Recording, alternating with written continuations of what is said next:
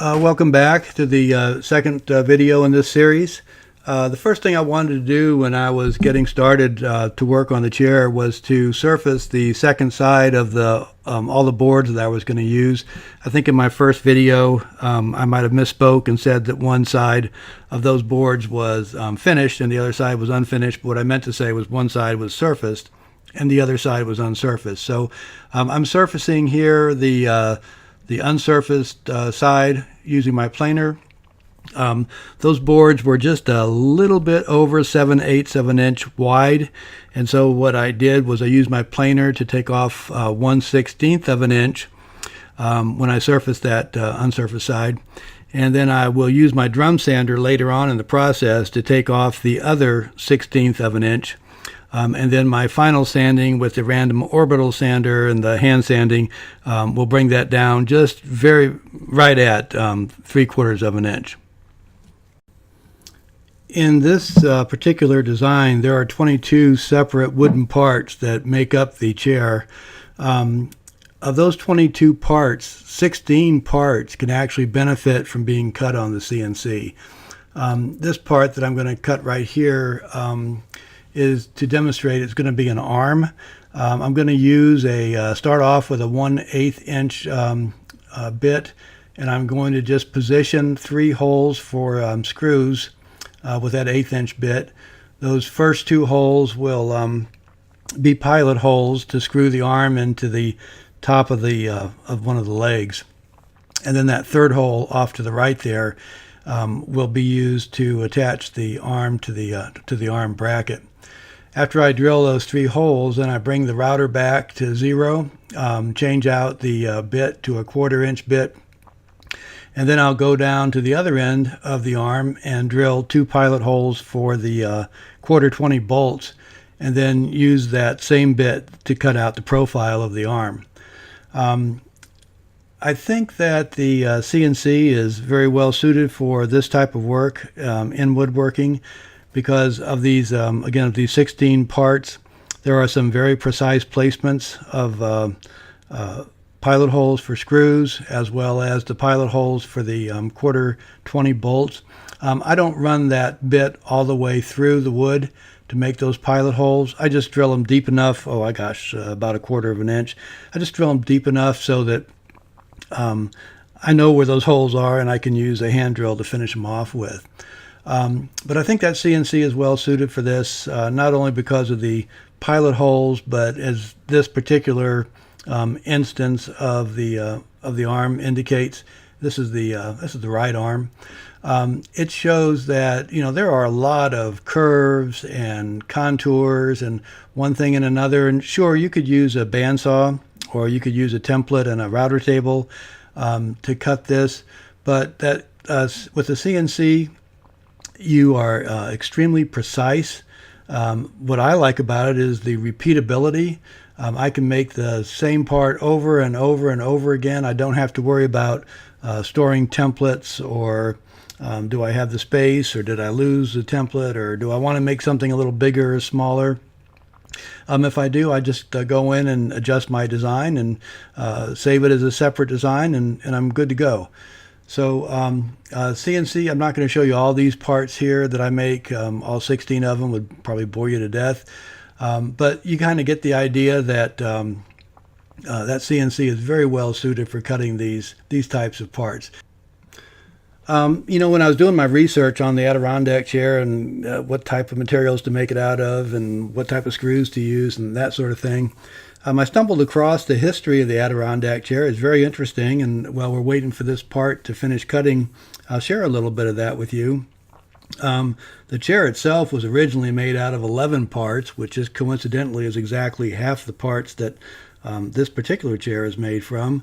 It had a straight back and of one piece. Back in those days, I guess you could still get wood that was that wide, that was workable. But it was designed in 1903 by a gentleman by the name of Thomas Lee, who was fairly well-to-do, vacationing up in the Adirondack Mountains.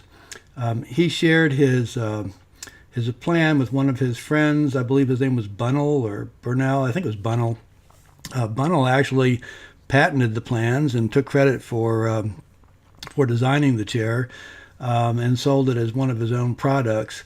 One side of the story is that Lee never talked to him again. The other side of the story is that Lee really didn't care because he was so well off. He didn't need any income from a chair. But the chair that we know and love today, with the 5 slats or multiple slats on the back and the contoured seat, that chair was actually a modification that was made in 1938. So it does have, the chair does have quite a history, and very interesting, and something to think about while you're making it. So this next little portion of the video here just shows, yeah, you will need a table saw or a similar type of a tool to rip down some of the wood to the proper width. There are only about, I don't know, 6 pieces of wood that you'll need to cut with the table saw and the chop saw. The seat slats being most of those. I think there's a front cross piece that goes on there as well that you can cut with the table saw. You can actually cut the legs with the table saw if you want to, and then measure out very precisely where those 1/4-20 bolts go. I cut mine on the CNC. Since my wood that I used was cedar, I had to deal with some knots. I wanted to leave some knots in because I thought they enhanced the look of the wood. But when you deal with knots, you take a chance of them popping out. So one of the preventive measures is to take some 2-part epoxy, spread it around the knots, let the glue seep into the cracks in the knots, and then it hardens and keeps them from popping out later on. There is some residue that you get on the top of the wood from using that glue, but it comes out during sanding. And like I said, I did want to keep those knots in there. I could have cut around them, but I would have wasted a lot of wood. So then moving on to the router table operations, the first thing I did was use that 1/4-inch round over bit to ease those sides of the, those are the seat slats.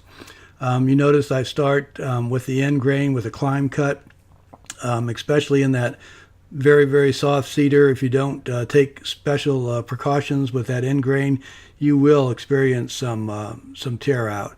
Once I get the end grain rounded over, then I just go ahead and do the sides when I'm working with the grain much easier. This next series here, it shows moving on to the rear slats, the back slats. Notice again, I start with the end grain, again taking those special precautions, and then round over those sides there, both inside and outside on those back slats. Any place that wood's going to come into contact with your body, it is beneficial to do the round over work, which is essentially the back slats, the seat slats, and then the arms. I put that chair out there in my backyard when I was done with it, and the next door neighbors came over, of course, naturally, and commented on the fact the chair looked comfortable, and they sat in it. But one of the things they were really impressed with when they sat in the chair was the fact that all those edges that they came into contact with were rounded over. So really worth your time to do those round over operations on the seat slats, the back slats, and also on the arms. Now the seat slats and the back slats, those are all 1/4-inch roundovers. But then moving on to the arms, you'll switch to a 3/8 inch roundover bit in a minute. There we go.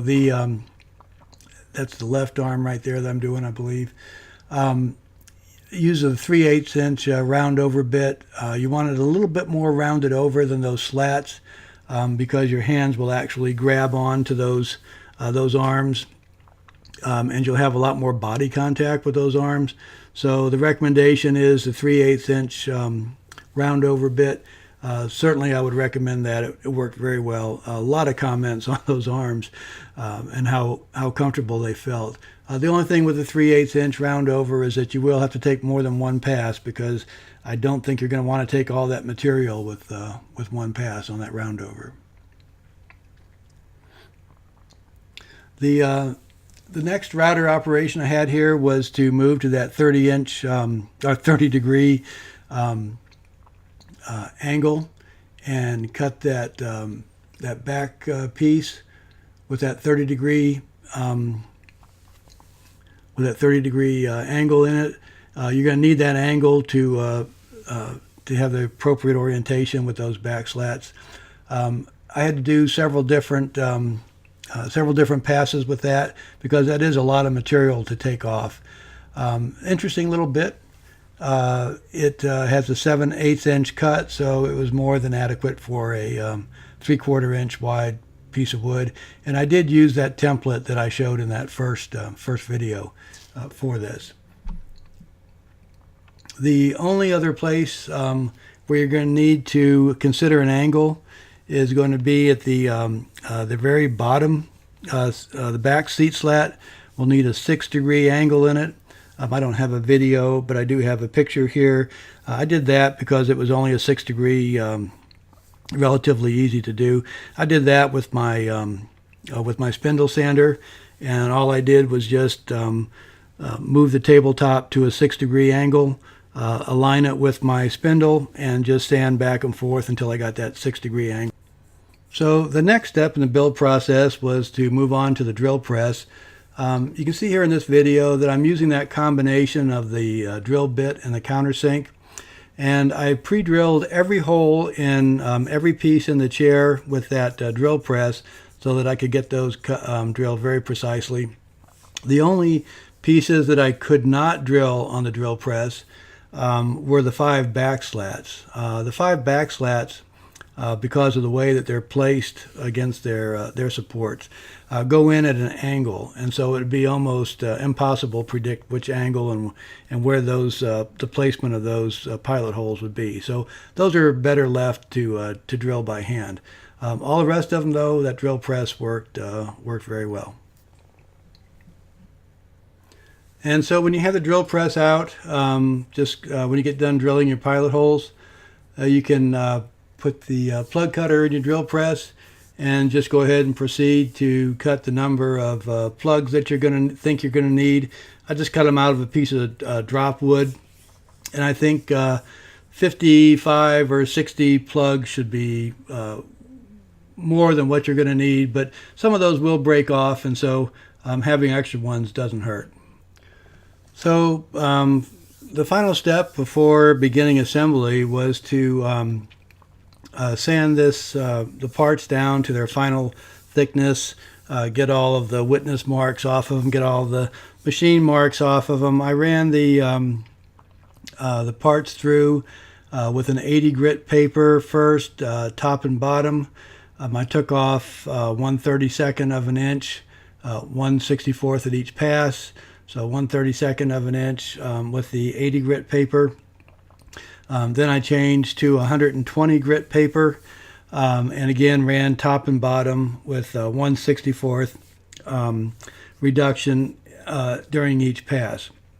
That got the all the pieces final sanded to 100 or semi-final sanded to 120 grit.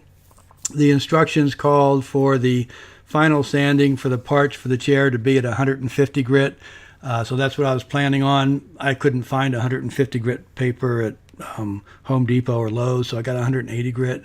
And I did that final sanding by hand and with a random orbital sander, just taking off just a very, very fine bit at the very top.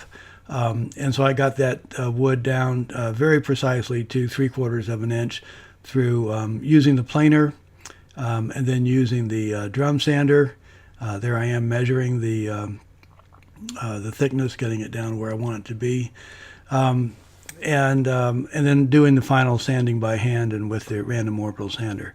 And that pretty much prepared my parts, got them ready for assembly, which will be the next video, which will be coming up. Thanks for watching.